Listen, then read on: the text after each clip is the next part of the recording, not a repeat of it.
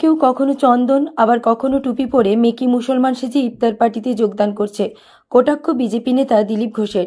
যারা রোজা রেখেছেন তাদের জন্য ইফতার পার্টি ঠিক আছে, কিন্তু যারা কখনো টুপি পরে কখনো কপালে তিলক পরে মেয়েকে মুসলমান সেজে ইফতার পার্টিতে যোগদান, আমি তাদের থেকে দূরে সরে থাকতে বলেছি ইসলাম ভাইদের। এদিন নদিয়া কৃষ্ণনগর চায়ে পে চর্চা কর্মসূচিতে এসে রাজ্য শাসক দলকে আক্রমণ বিজেপি নেতা দিলীপ ঘোষের। এদিন নদিয়া কৃষ্ণনগর সদর হাসপাতাল মোড় থেকে শুরু হয়ে চায়ে পে চর্চা কর্মসূচি। উপস্থিত ছিল জেলার একাধিক বিজেপি কর্মীরা। সেখানে চায়ের কাপে চুমুক দেওয়ার পর সাংবাদিকদের প্রশ্নের উত্তরে তিনি বলেন, এখন ইসলামের কিছু দালাল রয়েছে যারা এই মেয়েকে মুসলমানদের তাদের অনুষ্ঠানে ডেকে নিয়ে যাচ্ছে। রোজা না রেখে কখনো ইফতার হয় না, এটা ইসলামদের জন্য লজ্জা। অন্যদিকে দিলীপ ঘোষের প্রতিক্রিয়ার সঙ্গে হুমায়ুন কবিরের সমর্থন নিয়ে তিনি বলেন, আমাকে কে কিভাবে সমর্থন করলো তাতে আমার কিছু যায় আসে না। আমি নিজের ক্ষমতায় রাজনীতি করি এবং কর্মীদের সঙ্গে নিয়ে রাজনীতি করি।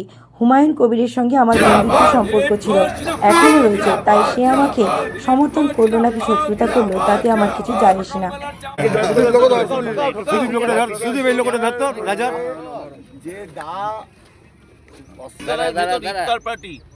সোশ্যাল মিডিয়ায় পোস্ট বিজেপি দক্ষিণ 24 পরগনা জেলা সভাপতির, কি বলবেন এই নিয়ে? ইফতার পার্টি তো একদিন চলে এসছে, এখন মহাকুম্ভ শুরু হয়েছে, যাত্রা শুরু হচ্ছে, নতুনভাবে সব শুরু হচ্ছে। মহাকুম্ভ ভারতবর্ষের দিশা পাল্টে দিয়েছে।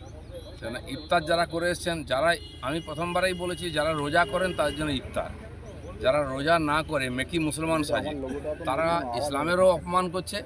আর কিছু ইসলামের কিছু নেতা আছেন চামচাগিরি করেন এই নেতাদের, তারা ডেকে নিয়ে গিয়ে ইফতারকে অপবিত্র করছেন।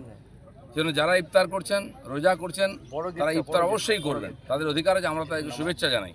কিন্তু এই যারা মেকি মুসলমান, কখনো তিলক, কখনো দাড়ি, কখনো টুপি রেখে কেউ নামাজ পড়ছে, কেউ ইফতার করছে, এদের থেকে যেন মুসলমান ভাইরা সাবধান থাকে। তাহলে কি বলবেন, এটা কি যাদবপুর বিশ্ববিদ্যালয় নাকি মাদ্রাসা?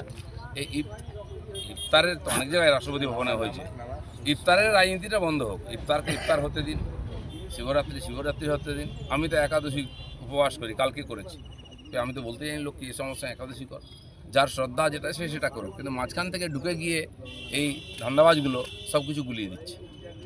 ভরতপুরের বিধায়ক হুমায়ুন কবির আপনার পাশে দাঁড়িয়েছেন, অর্থাৎ আপনি যে বলছিলেন গাড়ি চাপা দিয়ে, দিলীপ ঘোষের পাশে কাউকে দরকার নেই। দিলীপ ঘোষ একাই আছে, আর দিলীপ ঘোষের সঙ্গে তার পার্টির কর্মীরা আছে, ঠিক আছে না?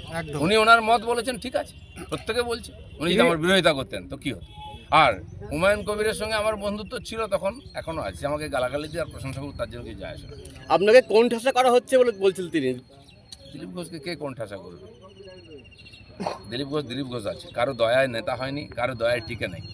দিলীপ ঘোষ সাধারণ মানুষের সঙ্গে আছে, তারা আমার সঙ্গে। সকালবেলা দেখুন 50 জন আমার সঙ্গে মাঠে হাঁটছে, তো কি আমি কি দিয়েছি ওদের? আমি এসেছি আজকে আমার কর্মীরা আনন্দের সঙ্গে, যারা কোনোদিন উঠে না 6টার সময় এসে রাস্তায় নেওয়া দিয়েছে, আর এইভাবে লড়াই করে আমরা পার্টি দাঁড় করিয়েছি। মুখ্যমন্ত্রীর লন্ডন সফর নিয়ে কি বলবেন? ভালো কথা, এত চাপ এখানে এসে আরজিগড় থেকে এই অবধি মনের চাপে, বাইরে গেলে একটু মনটা ফুরফুরে হয়, ঘুরে আসলে মানব শরীর ভালো থাকবে। বিনিয়োগকারীদের এখানে আসার জন্য আহ্বান জানাচ্ছেন লন্ডনে। উনি তো 15 বছর ধরে জানাচ্ছেন, কেউ এসেছে? আর এখানকার যারা ব্যবসায়ী, এখনও ভালো ব্যবসা যাদের চলে, তারা বলুন তো গত 10 বছরে কোথায় ইনভেস্ট করেছেন? তারা সব বাইরে ইনভেস্ট করেছেন। বুঝতে পেরেছেন এখানে ব্যবসার কোনো ভবিষ্যৎ নাই, পশ্চিমবঙ্গের কোনো ভবিষ্যৎ নেই, বাংলাদেশ হওয়ার মতো যাচ্ছে। আপনারা যে স্লোগানটা দেন, পুলিশ তুমি উর্দি ছাড়ো, তৃণমূলের ঝান্ডা ধরো, তাকে চাপড়া থানার আইসি পুলিশের তৃণমূলের উত্তরে পড়ে মঞ্চে বসে আছেন, এটা কি আপনাদের কথার যে প্রতিফলন সেটা কি দেখা যাচ্ছে? সে তো এটা হয় বলে আমরা স্লোগান দিয়েছি, এমনি নয়।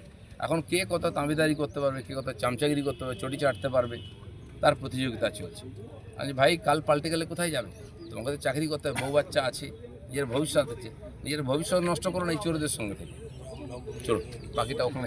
বিদ্যা, ব্যবসা, চাকরি, জটক বিচার, বিবাহ, পারিবারিক অশান্তি, সন্তান লাভ, বাস্তু সমস্যা, আরো যে কোনো সমস্যার সমাধানের একমাত্র সেরা ঠিকানা জ্যোতিষী প্রসাদ রায়।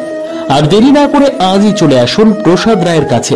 আমাদের ঠিকানা 5A/23 Sepco township, B zone, Durgapur, 713205। Phone number 7407250555, 9064620441, 8967696309।